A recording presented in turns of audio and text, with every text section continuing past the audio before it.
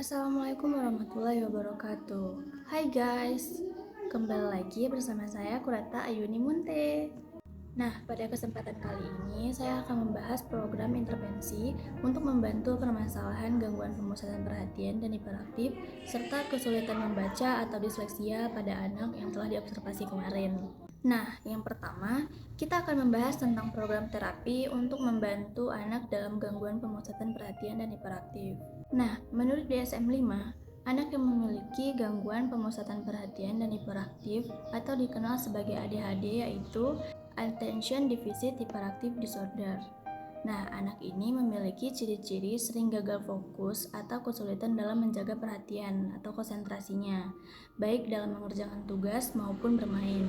Maka, untuk meningkatkan konsentrasi anak, kita bisa melakukan dengan terapi bermain atau CBPT. Nah, CBPT atau Cognitive Behavioral Play Therapy adalah bentuk psikoterapi yang mengintegrasikan dua pendekatan, yaitu terapi perilaku dan terapi kognitif. Nah, dalam jurnal Kolilah dan Solicatum pada tahun 2017, ada beberapa permainan yang dapat melatih fokus dan gangguan impulsif pada anak, yaitu yang pertama permainan Simonsey. Nah, permainan itu mengharuskan anak untuk mengikuti aturan yang diberikan oleh pemimpin, sehingga anak belajar untuk mengontrol impulsif dengan menunggu instruksi yang diberikan, mematuhinya, dan akan ada saatnya mereka yang menjadi pemimpin dalam permainan. Tujuan dari permainan ini adalah agar anak dapat mengontrol perilaku impulsif dan fokus untuk jangka waktu tertentu. Nah, permainan Simonsey ini terdiri dari dua orang atau lebih, yaitu salah satu pemainnya berperan sebagai Simon yang akan memberikan instruksi dan pemain lainnya akan mengerjakan instruksi yang diberikan Simon. Contohnya, Simonsey maju ke depan 2 langkah dan ke kanan 1 langkah. Nah, Simonsey jalan sambil jongkok. Kata kunci dari permainan ini adalah Simonsey.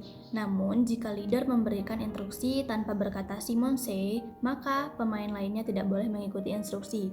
Pemain dapat bertukar peran sesuai dengan perjanjian yang dibuat. Nah, dengan permainan ini, kita dapat melatih fokus anak untuk mendengarkan instruksi. Kemudian yang kedua, ada permainan The Feeling Word Game. Nah, permainan ini diadaptasi dari film The Feeling Word Game yang dijelaskan oleh Caduson dan Schiffer pada tahun 1997. Nah, permainan The Word Feeling ini adalah permainan kata perasaan yang dirancang dengan gambar-gambar dan emosi yang berbeda-beda. Misalnya, kita berikan gambar dengan emosi senang, maka kita akan menunjukkan ekspresi seperti pada gambar tersebut. Nah, yang ketiga yaitu permainan Jenga. Permainan Jenga ini sama dengan Uno Balok. Nah, cara memainkan permainan Jenga yaitu anak hanya harus menyusun balok ke atas dengan para pemain secara bergantian, yaitu memindahkan satu balok yang berada di paling bawah untuk diletakkan di atas balok yang paling atas. Nah, jangan sampai balok yang anak susun dan dipindahkan menjadi roboh, karena hal itu akan menyebabkan anak kalah dalam permainan. Jadi, anak harus fokus memindahkan balok-balok tersebut agar tersusun dan tidak mudah roboh. Nah, kemudian yang kedua, kita akan membahas program intervensi pada anak kesulitan membaca. Dalam jurnal Faruk dan Pratisti pada tahun 2022, yaitu tentang model pembelajaran multisensori bagi anak disleksia.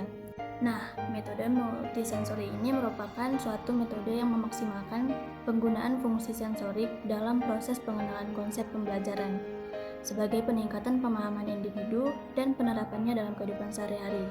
Metode multisensori ini dapat diterapkan sebagai metode pembelajaran bagi anak yang menyandang disleksia dengan mengoptimalkan seluruh fungsi sensorik. Fungsi sensorik yang digunakan adalah sensori visual yaitu mata, sensori auditori yaitu telinga, sensori kinestetik yaitu gerakan tangan, dan sensori taktil yaitu sentuhan. Nah, penerapan metode multisensori ini dianggap efektif untuk membantu anak disleksia dalam proses belajar, khususnya membaca dan menulis. Dengan demikian, diharapkan metode multisensori ini dapat meningkatkan prestasi belajar bagi anak disleksia.